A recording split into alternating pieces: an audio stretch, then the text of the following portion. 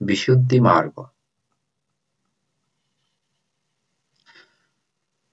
রচয়িতা ভদন্তাচার্য বুদ্ধঘোষ, অনুবাদক জ্ঞানশান্ত বিজ্ঞ। বিশুদ্ধি মার্গ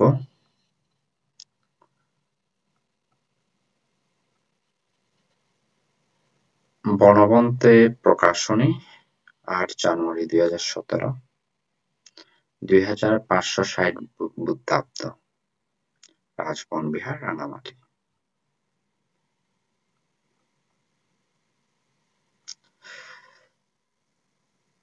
এক রাত্রে এক দেবপুত্র স্বীয় সন্দেহ নিবারণের জন্য শ্রাবস্তিতে ভগবান বুদ্ধের নিকট এসে জিজ্ঞাসা করেন, অন্তঃজটা বহিঃজটা জটায় জটিতা প্রজা তং তং গৌতম পুচ্ছামি কো ইমং বিজঠয়ে জটন্তি। অর্থাৎ ভেতরে জট বাইরে জট, জটে জড়িয়াছে লোকজন। তাই গৌতমকে জিজ্ঞেস করি, কে এই জট খুলতে সমর্থ হন? প্রত্যুত্তরে ত্রিলোক শাস্তা বুদ্ধ গাথাযুগে বললেন, শিলে পঠিত্থায় নর সপয়ং চিত্তং পয়ঞ্চ ভাবয় আতাপি নিপকো ভিক্ষু সো ইমং বিজটয়ে জটন্তি। অর্থাৎ প্রজ্ঞাবান ব্যক্তি হন শিলে প্রতিষ্ঠিত, সমত ও বিদর্শন ভাবনায় নিরত। তিনি হন উদ্যমী, ভিক্ষু, বিচক্ষণ। তিনি এই জট খুলতে সমর্থ হন। বহুজনের সুখের জন্য এবং বিশুদ্ধকামী সাধুজনদের যথার্থভাবে বিশুদ্ধি লাভের উপায় জানানোর উদ্দেশ্যে দেবপুত্রকে বলা ভগবান বুদ্ধের উপরোক্ত গাথার অর্থ ও কারণ সহ ব্যাখ্যা করতে গিয়ে ত্রিপিটকের অর্থকথার আচার্য বুদ্ধঘোষ স্থবির বুদ্ধের পরিনির্বাণের পর ৯৭৩ বুদ্ধবর্ষে মহা অমূল্য গ্রন্থ বিশুদ্ধি মার্গ রচনা করেন। বিশুদ্ধি মার্গ গ্রন্থে জট বলতে তৃষ্ণার জালকে বোঝানো হয়েছে। রূপ, শব্দ, গন্ধ, রস, স্পর্শ এই পঞ্চ কামগুণের সংস্পর্শে চক্ষু, কর্ণ, নাসিকা, জিহ্বা, কায় এই পঞ্চ ইন্দ্রিয়ের মাধ্যমে সত্ত্বগুণের তৃষ্ণা সর্বদা উৎপন্ন হয়ে থাকে। অর্থাৎ তৃষ্ণা কামনাকে আকর্ষণ করে উৎপন্ন হয়ে থাকে। তৃষ্ণাকে বশে রাখা অতি কঠিন, কেননা তৃষ্ণা প্রতিনিয়ত প্রবল হয়। এই তৃষ্ণায় সকল সত্ত্বগুণ বাঁশঝাড়ের বাঁশের শাখাগুলোর মতো একে অপরকে উপরে নিচে জড়িয়ে আছে, তাই জট বলা হয়েছে। ত্রিপিটকে ভগবান বুদ্ধের ধর্মদেশনা প্রসঙ্গে বলা হয়েছে, তিনি এমন ধর্মদেশনা প্রদান করেন যার আদিতে কল্যাণ, মধ্যে কল্যাণ এবং অন্তে কল্যাণ, যা অর্থযুক্ত এবং ব্যঞ্জনযুক্ত। কুশল ধর্মসমূহের মধ্যে সর্বপ্রকার পাপ কর্ম না করা বা বিশুদ্ধভাবে শীল পালন করা সর্বপ্রথমে করতে হয়। তাই শীলকে আদি কল্যাণ বলা হয়েছে। সমাধি হচ্ছে কুশল ধর্মসমূহের পরিপূর্ণতা, তাই মধ্য কল্যাণ। সকল বিষয়ে নিরাসক্তভাবে অবস্থান করা, স্বীয় চিত্তকে সংযত নির্মল রাখা অতি উত্তম, যা প্রজ্ঞা সহযোগে সম্পাদন করতে হয়। এজন্য প্রজ্ঞাকে অন্তিম কল্যাণ বলা হয়েছে। অনুত্তর শাস্তা দেবপুত্রকে যে গাথা বলেছেন তাতে মূলত শীল, সমাধি ও প্রজ্ঞার কথাই বলা হয়েছে।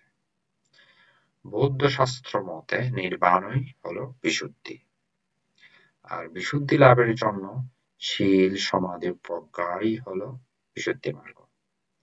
সংক্ষেপে বলা যায়, জগৎ অনিত্য, দুঃখময় ও অনাত্ম।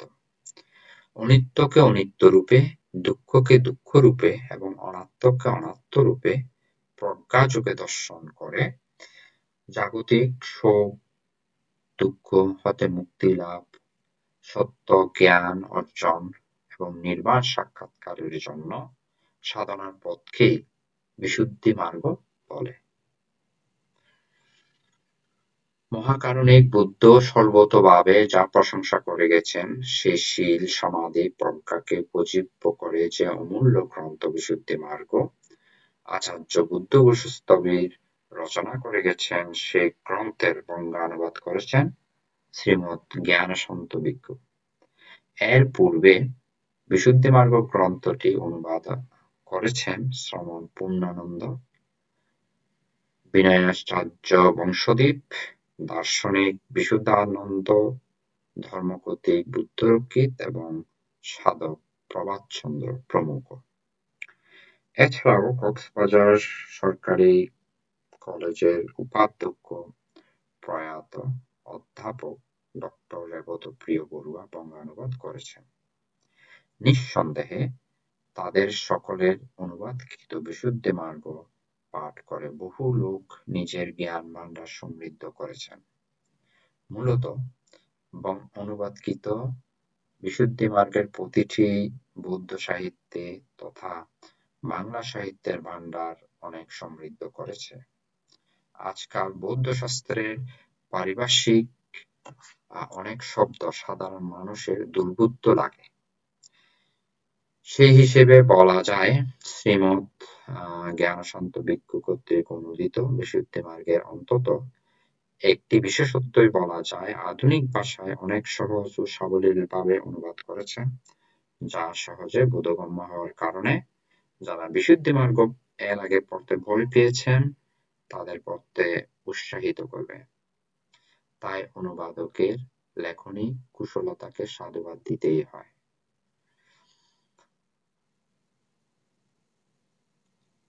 বিশুদ্ধি মার্গের মতো মহামূল্যবান গ্রন্থের এমন সহজবোধ্য অনুবাদ করা অবশ্যই উত্তম কার্য।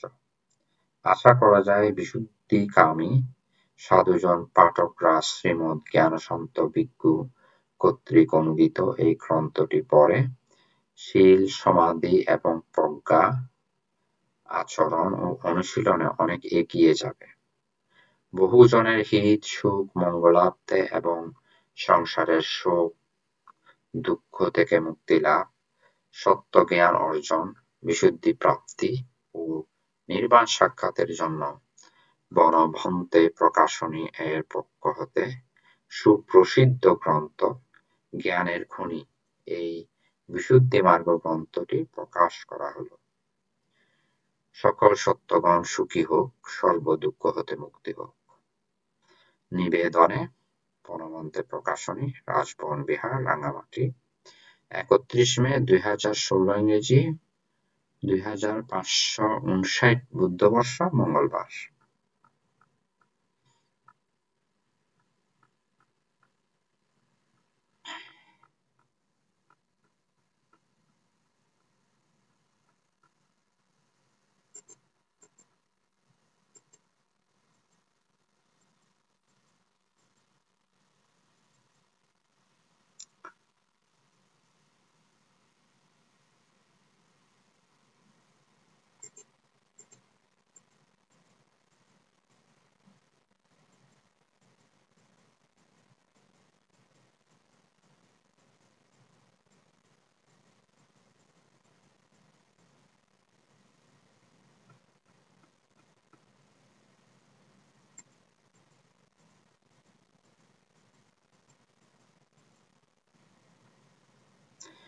বিশুদ্ধি মার্গ প্রথম ভাগ।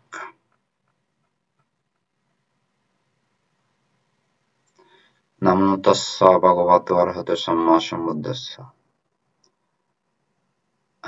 নিদানাদি কথা বা গোড়ার কথা।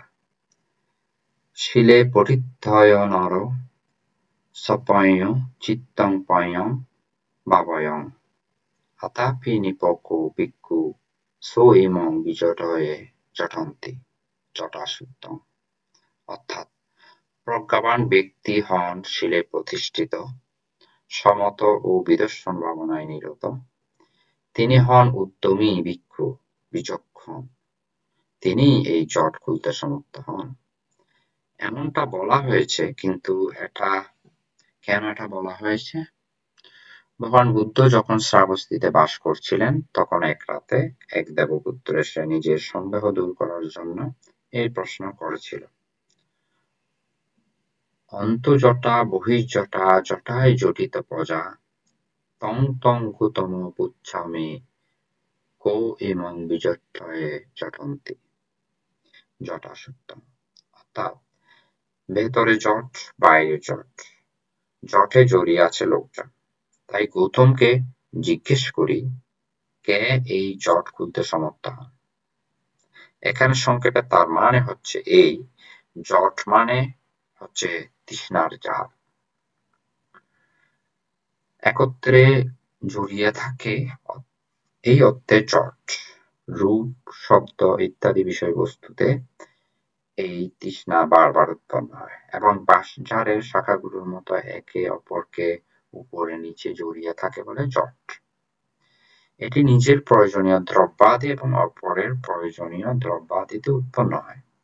নিজ ও পরের দেহে উৎপন্ন হয়, নিজের অভ্যন্তরীণ আয়তন ও পরের অভ্যন্তরীণ আয়তনে উৎপন্ন হয় বলে এটিকে ভেতরের জট এবং বাইরের জট বলা হয়। এভাবেই তৃষ্ণা উৎপন্ন হয় বলে জটে জড়িয়ে আছে লোকজন। বাঁশ যেভাবে বাঁশঝাড়ের মধ্যে জড়িয়ে থাকে, সেভাবেই এই তৃষ্ণার জটে সকল সত্য জড়িয়ে আছে। অর্থাৎ তৃষ্ণা নিজেই যেহেতু তৃষ্ণা দ্বারা জড়িয়ে আছে, তাই গৌতমকে জিজ্ঞেস করি, অর্থাৎ তাই এই জিজ্ঞাসা। এখানে দেবপুত্র ভগবান বুদ্ধকে তার গৌতম গোত্রের নামে সম্বোধন করেছিল। কে এই জট খুলতে সমর্থ হন? অর্থাৎ এই ত্রিলোকের সত্যদেরকে আষ্টে পৃষ্ঠে জড়িয়ে রেখেছে, সেটিকে কে খুলতে পারে? কে এটিকে খুলতে সমর্থ? এভাবে জিজ্ঞাসিত হয়ে ভগবান বুদ্ধ, যিনি সর্ববিষয়ে অপ্রতিহত জ্ঞানী, দেবতাদের মধ্যে অতিদেবতা, দেবরাজ শক্রুকে অতিক্রম করে, ব্রহ্মাকে অতিক্রম করে, চারি বৈশারদ্য জ্ঞান সম্পন্ন, দশবলধারী, অনাবরণ জ্ঞান সম্পন্ন, সামন্ত চক্ষু সম্পন্ন ভগবান এর উত্তরে এই গাথা উচ্চারণ করলেন। শিলে পঠিত্থায় নর সপয় চিত্তং পয়ং ভাবয়ং আতাপি নিপকো ভিক্ষু সু ইমং বিজটয়ে জঠন্তি জটাসুত্ত।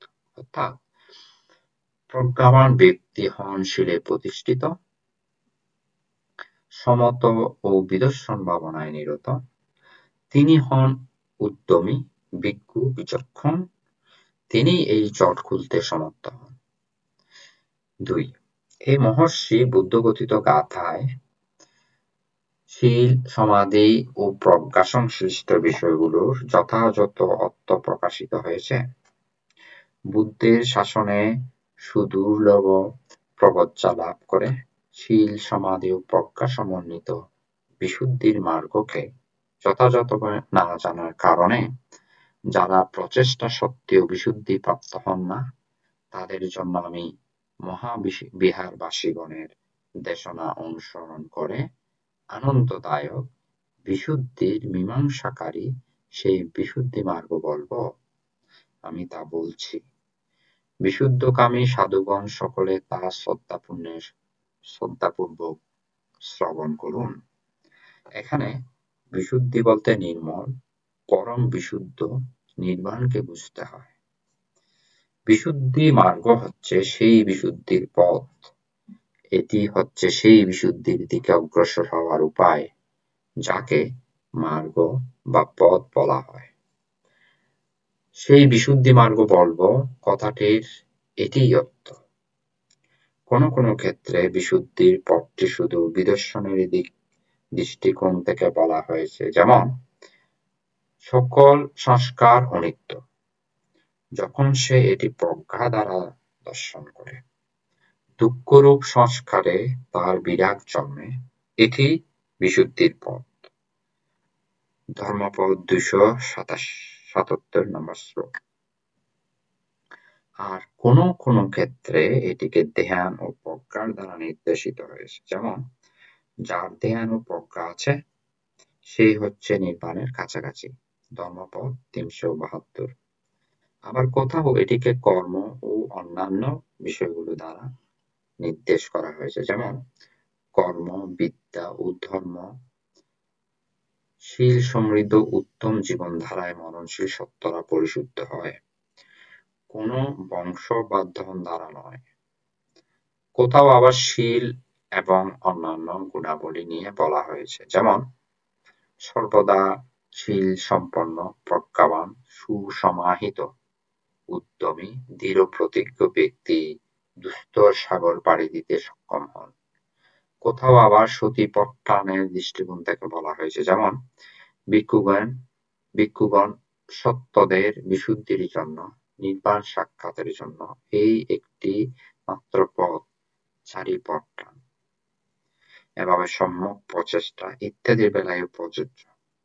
কিন্তু আলোচ্য প্রশ্নের উত্তরে এটিকে শীল সহ অন্যান্য গুণাবলীর দৃষ্টিকোণ থেকে বলা হয়েছে।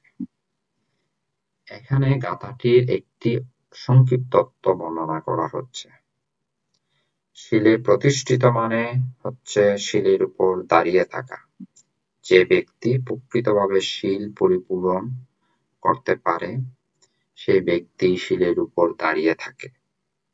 তাই এখানে তার মানে হচ্ছে শীল পরিপূরণ করার মাধ্যমে শীলে প্রতিষ্ঠিত থাকা। ব্যক্তি মানে হচ্ছে সত্য বা প্রাণী, প্রজ্ঞাবান মানে হচ্ছে ত্রিহেতু প্রতিসন্ধিজাত কর্মজ প্রজ্ঞার অধিকারী। সমত ও বিদর্শন ভাবনায় নিরত মানে হচ্ছে সমত ও বিদর্শন ভাবনা গড়ে তোলা। উদ্যমী মানে হচ্ছে উদ্যমী বা উত্তম শক্তি সম্পন্ন। উদ্যম শক্তি ক্লেশগুলোকে তপ্ত করে দহন করে। এমন উত্তম শক্তি যার আছে সে হচ্ছে উদ্যমী।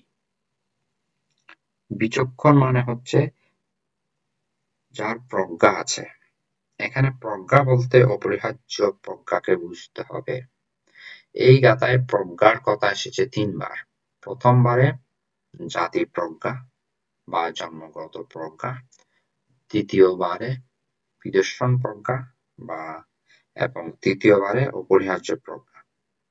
সংসারে ভয় দেখে বলে ভিক্ষু, তিনি এই জট খুলতে সমর্থ হন। এর মানে হচ্ছে যেভাবে কোনো লোক ভূমিতে দাঁড়িয়ে তীক্ষ্ণ ধার ছুরি নিয়ে মহাজলাজলি করে থাকা কোনো বাঁশঝাড়কে জট মুক্ত করেন, সেভাবে যে ভিক্ষু শীল, সমাধি, 3 প্রকার প্রজ্ঞা এবং উদ্যম শক্তির অধিকারী, তিনি শীলের ভূমিতে দাঁড়িয়ে উদ্যম শক্তির বলে অপরিহার্য বা পরিহার্য প্রজ্ঞার হাত দিয়ে সমাধির পাথরের ভালোমতো ধারালো করে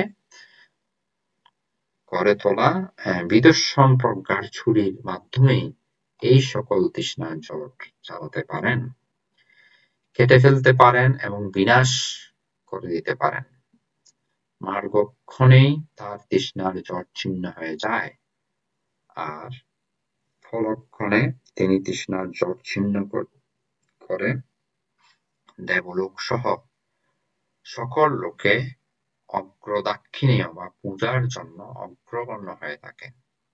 তাই ভগবান বলেছেন, শীলে পরিত্রায়ণ সপ্পয়ং চিত্তং পয়ং ভাবয়ং আতাপে নিপোকো ভিক্ষু সুইমং বিজটয়ে চটন্তি। অর্থাৎ প্রজ্ঞাবান ব্যক্তি শীলে প্রতিষ্ঠিত, সমত ও বিদর্শন ভাবনায় নিরত, তিনি হন উদ্যমী ভিক্ষু, বিচক্ষণ, তিনি এই জট খুলতে সমর্থ হন। এখানে যে প্রজ্ঞার কারণে তাকে প্রজ্ঞাবান বলা হয়েছে তা নিয়ে তার করার কিছু নেই, কারণ তা তার অতীত কর্মের প্রভাবেই হয়েছে।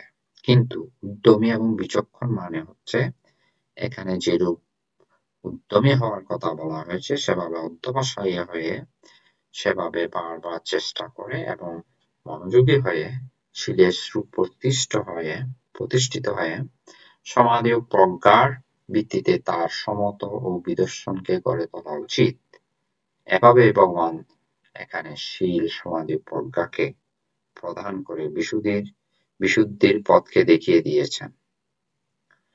এতক্ষণ পর্যন্ত যা বলা হলো তাতে ত্রিশিক্ষা, 3 প্রকারের কল্যাণযুক্ত বুদ্ধ শাসন, ত্রিবিদ্যার সহায়ক, 2 অন্ত বা 2 চরম পন্থা বর্জন করে মধ্যম পথের চর্চা, অপায় দুর্গতি অতিক্রমের উপায়, 3 প্রকারের ক্লেশগুলোর পরিত্যাগ, পাপ ও অকুশলগুলোর প্রতিপক্ষ, 3 প্রকার ক্লেশ থেকে বিশুদ্ধি লাভ, শ্রোতাপন্ন ইত্যাদি অবস্থার কারণগুলো প্রকাশিত হয়েছে।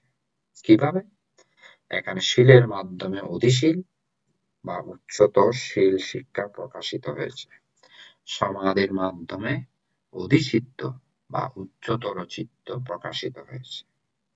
প্রজ্ঞার মাধ্যমে অধিপ্রজ্ঞা বা উচ্চতর প্রজ্ঞা শিক্ষা প্রকাশিত হয়েছে। শীলের মাধ্যমে বুদ্ধ শাসনের আদি কল্যাণ প্রকাশিত হয়েছে। কুশল ধর্মগুলোর আদি বা সর্বাগ্রে কোনটি?